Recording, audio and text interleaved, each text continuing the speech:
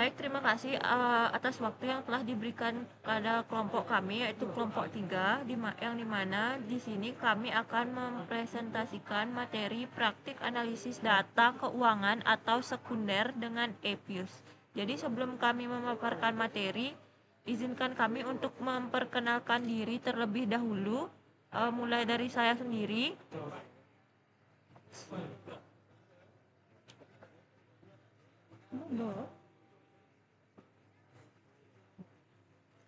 Baik, perkenalkan nama saya Niwayan Suci Apriliani dengan akhiran MPM 043 dan dilanjutkan oleh rekan saya.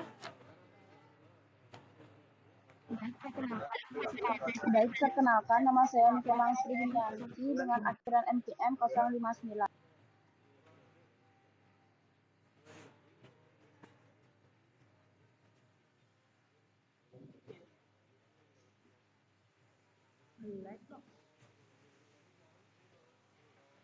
Perkenalkan nama saya Devi dengan akhiran MPM Sinja Devi dengan akhiran MPM 075.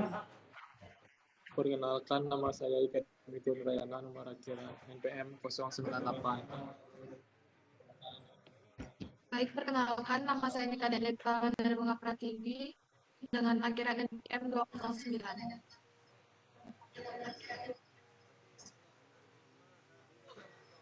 Baik, adapun 3 subbab materi yang akan kami bahas dalam praktik analisis data keuangan atau sekunder dengan EPUS. Yang pertama ada ketepatan input data time series atau planel. Yang kedua ada uji estimasi CEM, FEM, dan RIM. Dan subbab yang ketiga ada uji Hausman. Baik, materi yang pertama akan dijelaskan oleh saya sendiri, yaitu ketepatan input data time series atau planel. Next.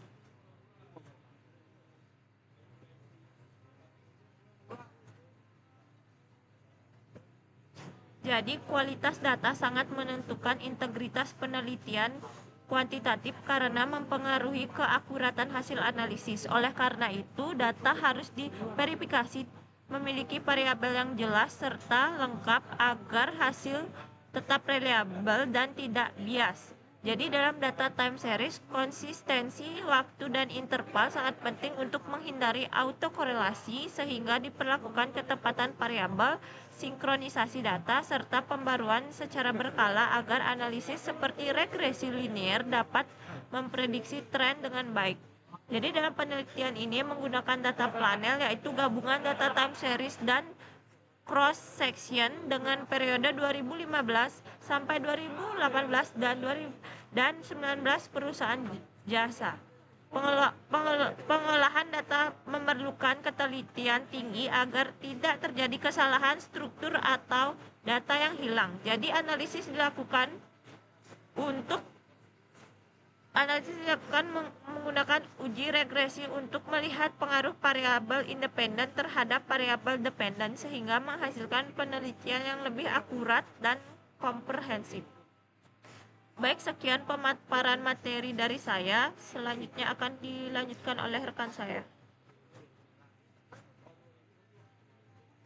Baik, di sini saya akan melanjutkan pemaparan materi yaitu keuntungan dalam menggunakan data panel. Yang pertama yaitu data panel dapat memberikan penelitian jumlah pemangkatan yang besar, meningkatkan derajat kebebasan, data memiliki variabilitas yang besar, mengurangi kolinialitas antara variabel independen sehingga dapat menghasilkan estimasi ekonometri yang efisien. Yang kedua adalah data panel memberikan informasi lebih banyak yang tidak dapat diberikan hanya oleh data cross section atau time series saja.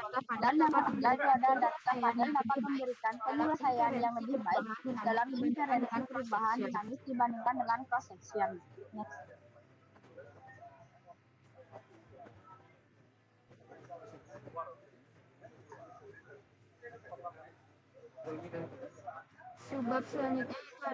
Subbab selanjutnya itu ada uji estimasi CEM, FM, dan RIM. Next.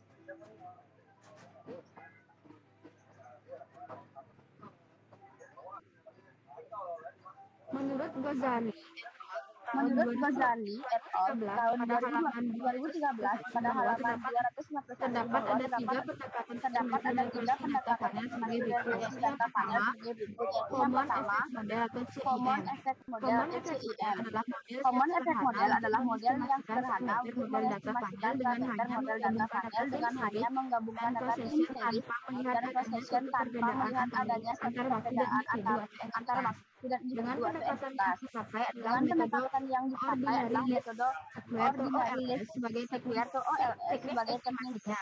teknis Common effect estimasinya. model Common mengabaikan effect adanya model perbedaan mengabaikan dimensi adanya individu perbedaan maupun waktu dimensi atau dengan individu kata maupun lain, waktu data atau dengan antar kata individu lain, sama data antar dalam individu sama berbagai kurun waktu. dalam Menurut berbagai Ghazali kurun et waktu. al. Tahun Menurut Ghazali et 2013 al. pada tahun halaman 2013 pada 251. halaman Dengan 251. demikian, secara Dengan demikian, secara matematis matematis, data panel dengan common effect data panel model dengan common sebagai effect berikut, model sebagai berikut, yaitu yaitu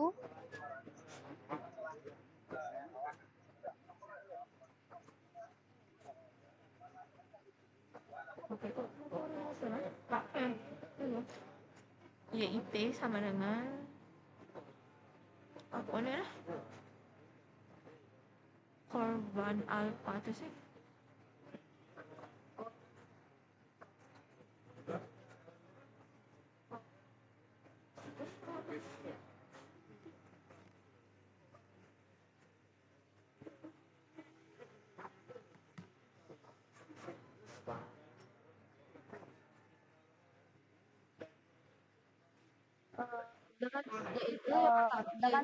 yaitu yang pertama dengan yaitu beta YIT 0 sama ditambah dengan beta beta 1x 0 ditambah beta 1x, 1 IT ditambah beta 1 2x IT ditambah beta 2 2. IT ditambah epsilon IT. Sekian pemaparan dari saya, dilanjutkan oleh rekan saya. Terima Dari kasih. saya dilanjutkan oleh rekan saya. Terima kasih. Ya, Masih ada recording? Hilang recordingnya. semoga sih hilang ya ini ya. Takutnya. Oi, nenek langsung kesimpulan berarti. Siang Orchid. Oh enggak kan? Nah, ini yang kedua itu fixed modal yang menunjukkan adanya perbedaan intercept untuk setiap individu atau entitas. Setiap intercept individu tersebut tidak bervariasi terhadap waktu atau konstan. Jadi fixed effect model diasumsikan bahwa coefficient slope tidak bervariasi terhadap individu maupun waktu. Pendekatan yang dipakai adalah metode ordinary least square atau OLS sebagai teknis estimasinya. Adapun keunggulan yang dimiliki oleh metode ini yaitu dapat membedakan efek waktu, serta metode ini tidak perlu digunakan asumsi bahwa komponen error. Panik. Bang, lu gue Demikian beres cara oh ya Pak, saya bisa matiin. Cara matematis dengerin baik. estimasi Habis itu data panel dengan pendekatan fixed effect model sebagai berikut, cara yaitu gua pindah kan nih caranya. Gua pindah caranya enggak deh. YIT sama dengan B0 IT plus B2 X F2 Anjir. IT plus EIT, yang dimana YIT adalah variabel terkait untuk individu I dan waktu T. XIT adalah variabel bebas untuk individu I dan waktu T. B2 dan B1 itu slope, yang E itu error. Next.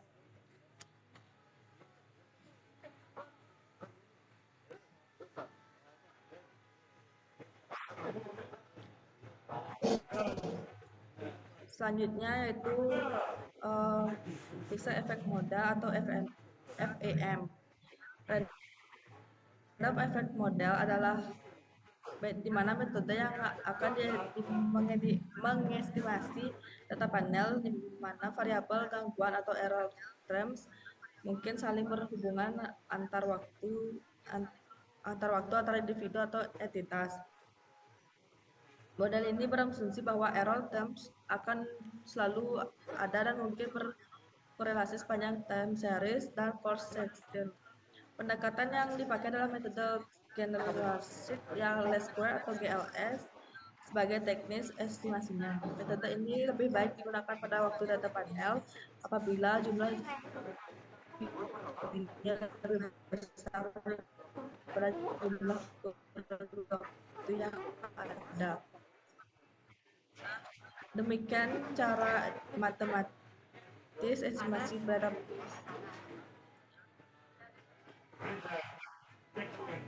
yaitu B1 XLIT plus B2 X2IT plus VIT plus min YIT sama dengan B0, yang dimana variabel yang YIT adalah variabel terkait untuk individu I dan waktu T. XIT itu variabel terkait untuk individu I dan waktu T. Min B0 adalah rata-rata intercept. B1,2 adalah slot yang VIT adalah error tergabung. Sekian pemaparan materi dari saya, akan lanjutkan dari rekan saya. Baik, di sini saya akan menjelaskan materi berikut yaitu uji Hausman. Next.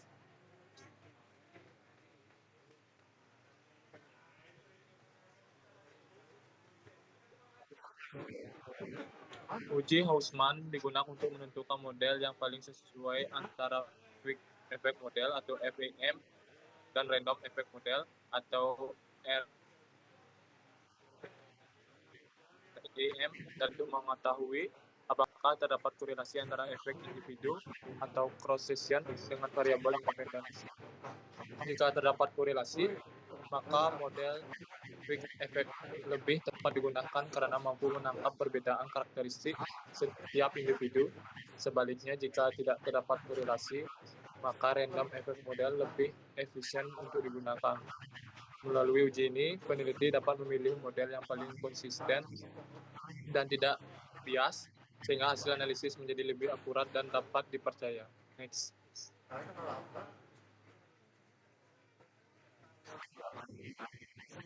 Selanjutnya ada dasar pengambilan keputusan pada uji Hausman. Terdapat dua dasar pengambilan keputusan. Yang pertama, jika nilai probabilitas untuk cross section random lebih besar tingkat signifikan 0,05, maka H0 diterima, sehingga model yang dapat digunakan adalah Random Effect Model atau REM, karena tidak terdapat korelasi antara efek individu dengan variabel independen. Yang kedua, jika nilai probabilitas untuk proses random lebih kecil tingkat signifikasi 0,05, maka H0 ditolak, sehingga model yang paling tepat digunakan adalah Fixed Effect Model atau FEM, karena terdapat korelasi antara efek individu dengan variabel independen. Baik, materi selanjutnya akan dijelaskan oleh teman saya.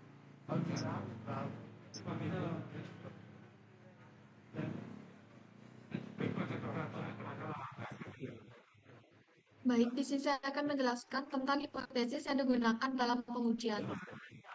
Yang pertama yaitu H0 atau Random Effect Model lebih tepat dibandingkan Fixed Effect Model.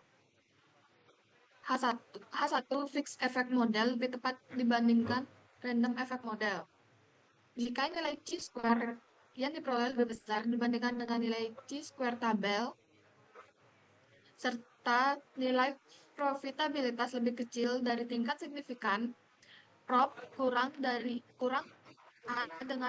A sama dengan 0,05, maka H0 ditolak. Hal ini menunjukkan bahwa model yang lebih tepat digunakan adalah Fixed Effect Model, karena terdapat indikasi adanya korelasi antara efek individu dengan variabel independen. Sebaliknya, apabila H0 diterima, chi-stat kurang dari sama dengan chi-tabel dan prop lebih dari 0,05, maka dapat disimpulkan bahwa Random Effect Model lebih sesuai digunakan karena tidak terdapat korelasi tersebut, sehingga model REM dianggap lebih efisien dan konsisten. Selanjutnya yaitu beberapa hal yang perlu diperhatikan dalam pemilihan model data panel.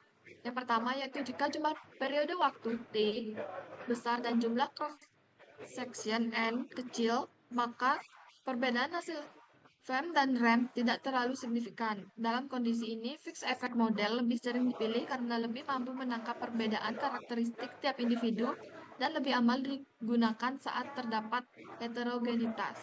Yang kedua yaitu jika jumlah cross-section atau N besar dan periode waktu kecil serta asumsi RAM terpenuhi, maka random effect model lebih efisien dibandingkan FEM karena memanfaatkan variasi data dan tidak banyak mengurangi derajat kebebasan. Oleh karena itu, RAM cocok untuk sampel besar dengan periode terbatas. Baik, selanjutnya saya kembalikan ke moderator. Baik, karena sesi diskusi akan dilanjutkan di forum e-learning, maka sekian pemaparan materi dari kelompok kami. Sebelum mengakhiri presentasi, mohon izin untuk membacakan kesimpulan.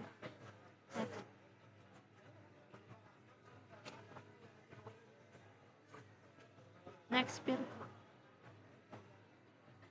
Baik, jadi kesimpulan dalam materi kami adalah analisis data panel dalam metode kuantitatif bisnis memerlukan ketelitian tinggi mulai dari tahap input data hingga pemilihan model regresi yang tepat. Kualitas data time series dan cross section sangat menentukan keakuratan hasil analisis karena data yang tidak valid atau tidak lengkap dapat menimbulkan bias dalam estimasi. Penggunaan data panel memberikan berbagai keunggulan seperti meningkatkan jumlah observasi, memperkaya variasi data, serta menghasilkan estimasi yang lebih efisien dibandingkan menggunakan data cross-section atau time series saja.